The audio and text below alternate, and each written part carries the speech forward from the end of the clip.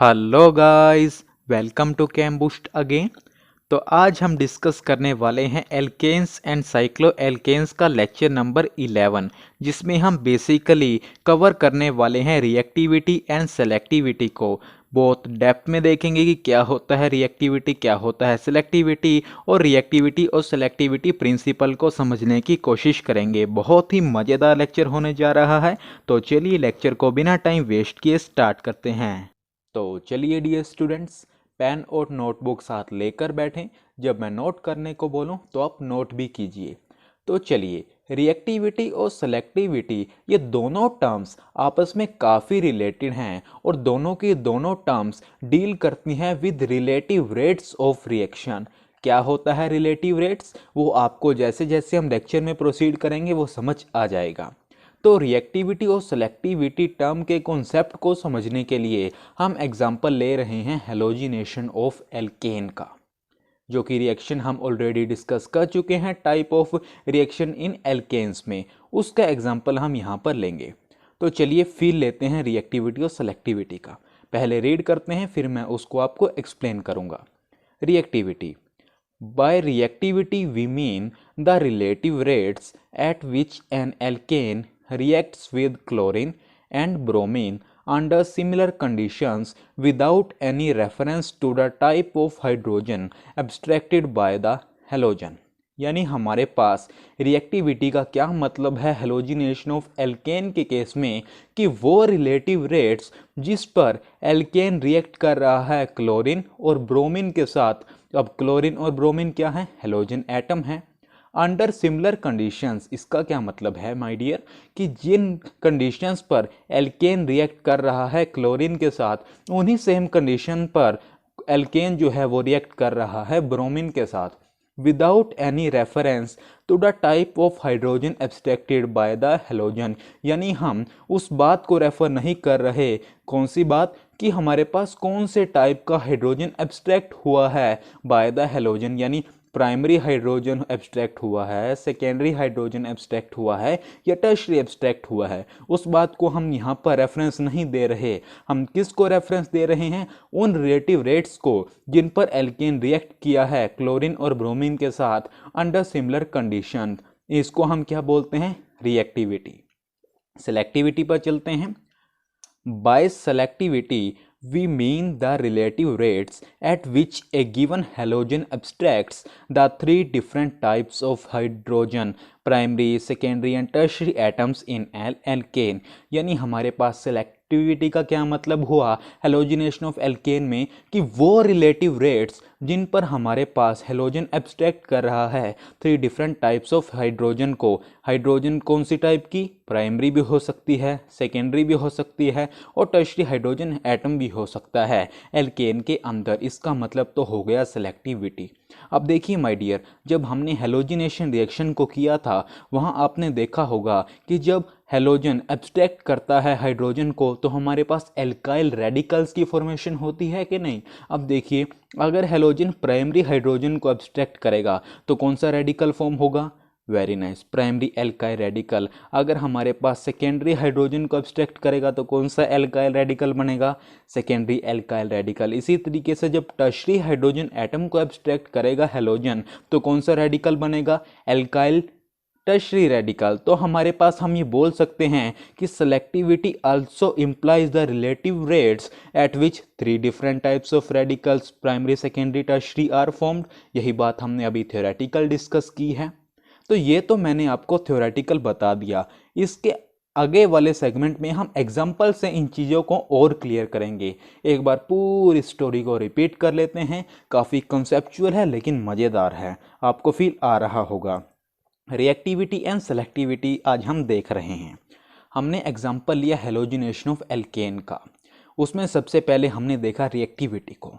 Reactivity का क्या मतलब हेलोजिनेशन ऑफ एल्केन में, कि वो रिलेटिव रेट्स जिन पर एल्केन रिएक्ट कर रहा है क्लोरीन और ब्रोमीन के साथ अंडर सिमिलर कंडीशंस, और ये बात को हम रेफरेंस नहीं दे रहे कि किस टाइप का हाइड्रोजन एब्स्ट्रैक्ट कर रहा है हैलोजन। उसके बाद हमने पढ़ी सेलेक्टिविटी। सेलेक्टिविटी का क्या मतलब, वो रिलेटिव रेट जिन पर एक हाइड्रोजन एब्स्ट्रैक्ट कर रहा एक हैलोजन एब्स्ट्रैक्ट कर रहा है 3 डिफरेंट टाइप्स ऑफ हाइड्रोजन को। अब वो हाइड्रोजन प्राइमरी भी हो सकती है, सेकेंडरी भी हो सकती है और टर्शरी भी हो सकती है। जब हमारे पास प्राइमरी एब्स्ट्रैक्ट होती है तो प्राइमरी रेडिकल बनता है।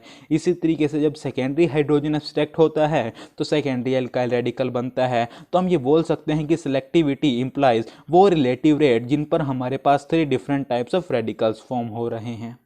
होपफुली क्लियर हुआ होगा, फील आया होगा रिएक्टिविटी और सिलेक्टिविटी का। हुई थोड़ी ब्रेन की एक्सरसाइज, तो आप इसे नोट करें, फिर हम इन्हें थोड़ा और डिस्कस करेंगे। तो चलिए डियर स्टूडेंट्स, अब हम एग्जाम्पल्स के थ्रू रिएक्टिविटी और सेलेक्टिविटी के कॉन्सेप्ट को समझने की कोशिश करेंगे। जब हमने एन ब्यूटेन को ट्रीट किया Cl2 के साथ एट 673 केल्विन, तो हमारे पास फॉर्मेशन हुई n butyl chloride plus secondary butyl chloride की। और जो एन ब्यूटाइल क्लोराइड यानी CH3CH2CH2CH2Cl है, उसकी परसेंटेज आई हमारे पास 28%, और जो सेकेंडरी ब्यूटाइल क्लोराइड है उसकी आई 72%। यानी हमारे पास रिलेटिव बात करें तो क्या होगी, 28:72। अब कॉन्सेप्ट क्लियर हो गया होगा रिलेटिव का, आई थिंक। उसके बाद जब हमने एन ब्यूटेन की ट्रीटमेंट की Br2 के साथ एट 673 केल्विन, देखिए हमने वहाँ रिएक्टिविटी में लिखवाया था कि एल्केन को हम रिएक्ट करवाते हैं क्लोरीन और ब्रोमीन के साथ अंडर सेम कंडीशंस। देखिए यहाँ पर भी टेम्परेचर सेम है, यानी 673 केल्विन है। तो हमारे पास एन ब्यूटाइल क्लोराइड की ही फॉर्मेशन होती है और सेकेंडरी ब्यूटाइल ब्रोमाइड की फॉर्मेशन होती है, यहाँ पर लिख लेना। लेकिन यहाँ पर जो एन ब्यूटाइल क्लोराइड है उसकी परसेंटेज है 1.8%, और जो हमारे पास सेकेंडरी ब्यूटाइल ब्रोमाइड है उसकी परसेंटेज है 98.2%। यानी रिलेटिव अगर हम बात करें तो 1.8:98.2। अब ध्यान से सुनिएगा माय डियर, अब हमारे पास रिएक्टिविटी क्या थी कि वो रिलेटिव रेट्स जिन पर एल्केन रिएक्ट करता है क्लोरीन और ब्रोमीन के साथ विदाउट कंसीडरिंग द इफेक्ट के हमारे पास कौन सी हाइड्रोजन एब्स्ट्रैक्ट हो रही है, यानी प्राइमरी, सेकेंडरी या टर्शरी। अब देखिए हमारे पास एन ब्यूटाइल क्लोराइड कितना है, 28%, और यहाँ पर हमारे पास एन ब्यूटाइल ब्रोमाइड लिख लीजिएगा माय डियर, यहाँ एन ब्यूटाइल ब्रोमाइड वो कितना है 1.8%, और यहाँ पर सेकेंडरी ब्यूटाइल क्लोराइड 72% और सेकेंडरी ब्यूटाइल ब्रोमाइड 98.2%। अगर हम इन दोनों को कंपेयर करें हमारे पास माय डियर किसकी इल्ड ज़्यादा आ रही है, एन ब्यूटाइल क्लोराइड की। मतलब कौन ज़्यादा रिएक्टिव है, क्लोरीन या ब्रोमीन, क्लोरीन ज़्यादा रिएक्टिव है। और यहाँ इन दोनों को अगर हम कंपेयर करें, यहाँ पर जो सेकेंडरी ब्यूटाइल क्लोराइड है कितना है 72%, यहाँ पर कितना है 98.2%। मतलब जो ब्रोमीन है, अब सेलेक्टिविटी क्या थी कि वो रिलेटिव रेट्स जिन पर हमारे पास different type of hydrogen atoms abstract हो रहे थे। अब कौन सा ज़्यादा सेलेक्टिव हुआ माय डियर, ब्रोमीन ज़्यादा सेलेक्टिव हुआ, क्योंकि यहाँ पर जो सेकेंडरी ब्यूटाइल क्लोराइड यानी सेकेंडरी हाइड्रोजन की एब्स्ट्रैक्शन हुई है, ज़्यादा हुई है, इसीलिए तो इल्ड यहाँ पर ज़्यादा है। तो हम ये बोल सकते हैं कि क्लोरीन ज़्यादा रिएक्टिव है लेकिन लेस सेलेक्टिव है। तो हमारे पास जो ब्रोमीन है वो लेस रिएक्टिव है लेकिन मोर सेलेक्टिव है। आई रिपीट कि जो क्लोरीन है वो रिएक्टिव तो ज़्यादा है लेकिन सेलेक्टिव कम है, और जो ब्रोमीन है वो रिएक्टिव तो कम है लेकिन सेलेक्टिव ज़्यादा है। आई थिंक अब कोई डाउट नहीं रह गया होगा, यही बात हमने लिखी है। Chlorine is more reactive but less selective, whereas bromine is less reactive and more selective. अब ज़्यादातर हमारे पास ये पाया गया कि जो लेस रिएक्टिव रिएजेंट है तो वो मोर सेलेक्टिव पाए जाएंगे, यानी less reactive the reagent more selective it is, और इसी को ही हम बोलते हैं रिएक्टिविटी एंड सेलेक्टिविटी प्रिंसिपल। तो it is all about theoretical portion of reactivity and selectivity.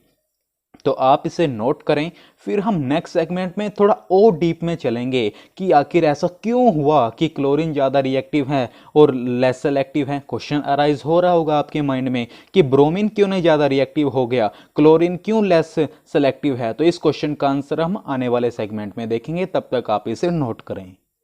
तो चलिए डियर स्टूडेंट्स, अब हम इस बात की डेप्थ में जाएंगे कि आखिर क्लोरीन हाई रिएक्टिव और लो सेलेक्टिव क्यों होता है और ब्रोमीन लो रिएक्टिव और हाई सेलेक्टिव क्यों होता है।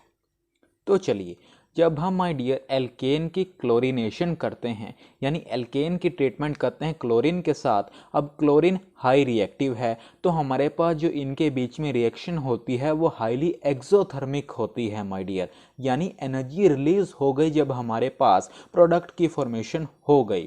अब इसके कारण क्या होता है कि हमारे पास जो एक्टिवेशन एनर्जी है वो काफ़ी कम हो जाती है, और एक्टिवेशन एनर्जी क्या होती है, वो मिनिमम एनर्जी जो रिक्वायर्ड होती है रिएक्टेंट के मॉलिक्यूल्स के लिए किसी स्पेसिफिक रिएक्शन में पार्ट लेने के लिए। तो हमारे पास देखिए यहाँ पर ट्रांजिशन स्टेट काफ़ी जल्दी आ जाती है एक्टिवेशन एनर्जी कम होने के कारण।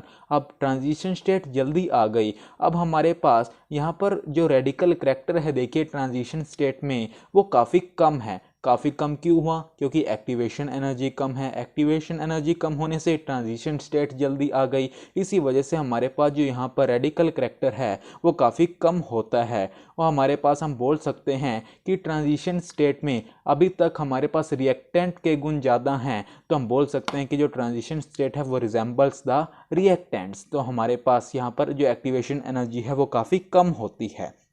अब देखिए माय डियर, यहाँ पर जो ट्रांजिशन स्टेट है, अब हमारे पास यहाँ भी एब्स्ट्रैक्शन होगी प्राइमरी सेकेंडरी और टर्शरी हाइड्रोजन की, तो उनके लिए भी हमारे पास ट्रांजिशन स्टेट्स की फॉर्मेशन होगी। तो वो जो ट्रांजिशन स्टेट्स होंगी उनकी एनर्जी में काफ़ी डिफरेंस कम होता है। इसी वजह से हमारे पास यहाँ पर क्लोरीनेशन में मिक्सचर ऑफ प्रोडक्ट मिलता है जब हम एल्केन को ट्रीट करते हैं क्लोरीन के साथ। On the other hand bromine पे आ जाइए। अब ब्रोमीन लेस रिएक्टिव है, तो हमारे पास जो रिएक्शन है ये हाईली एंडोथर्मिक होती है, यानी हमारे पास यहाँ पर जो एक्टिवेशन एनर्जी है वो काफ़ी ज़्यादा है। एक्टिवेशन एनर्जी ज़्यादा होने के कारण जो ट्रांजिशन स्टेट है वो काफ़ी लेट रीच होती है, और तब तक हमारे पास यहाँ पर बहुत रेडिकल करैक्टर पनप चुका होता है। हमने लिखा भी है यहाँ पर मच रेडिकल करैक्टर। अब देखिए यहाँ पर हमारे पास बहुत ज़्यादा रेडिकल करैक्टर आ गया, तो हमारे पास यहाँ पर प्रोडक्ट के गुण ज़्यादा आ गए, तो हमने लिख दिया transition state resembles the product. तो हमारे पास जो स्टेबिलिटी है ट्रांजिशन स्टेट्स की वो डिपेंड करेगी स्टेबिलिटी ऑफ एल्काइल रेडिकल पर। अब देखिए हमारे पास स्टेबिलिटी क्या होती है एल्काइल रेडिकल की, टर्शरी सबसे ज़्यादा स्टेबल होता है, देन सेकेंडरी, देन प्राइमरी।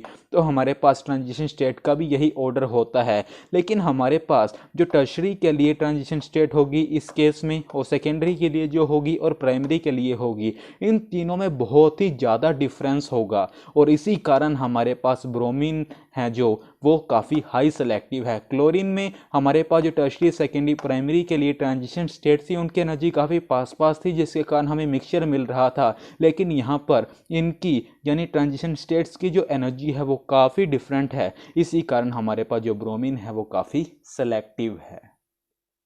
तो ये था अंडर द ग्राउंड रीज़न कि हमारे पास क्लोरीन रिएक्टिव क्यों है ज़्यादा और सेलेक्टिव कम क्यों है, और ब्रोमीन कम रिएक्टिव क्यों है और सेलेक्टिव क्यों है।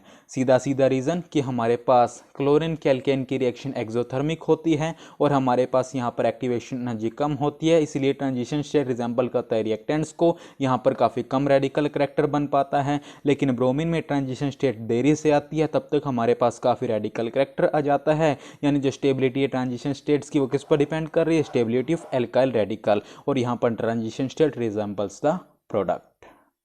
तो it is all about reactivity and selectivity. एक बार हर लेक्चर की तरह एक बार समराइज करते हैं सब कुछ। सबसे पहले हमने देखा रिएक्टिविटी और सेलेक्टिविटी का कॉन्सेप्ट, उसके लिए हमने एग्जांपल लिया हेलोजिनेशन ऑफ एल्केन का, उसके बाद हमने एग्जांपल के थ्रू आपको बताने की कोशिश की। देन हमने डीप द ग्राउंड देखा कि आखिर क्यों क्लोरीन ज़्यादा रिएक्टिव कम सेलेक्टिव और ब्रोमीन कम रिएक्टिव ज़्यादा सेलेक्टिव क्यों है। तो होपफुली लेक्चर्स आपको काफ़ी पसंद आ रहे होंगे। आप अपनी फीडबैक हमें कमेंट सेक्शन में ज़रूर दें, और जो ये लेक्चर्स हैं आप इन्हें अपने फ्रेंड्स के साथ ज़रूर शेयर करें ताकि उन्हें भी इसका बेनिफिट मिल सके। तो चलिए till next video, keep learning, keep growing.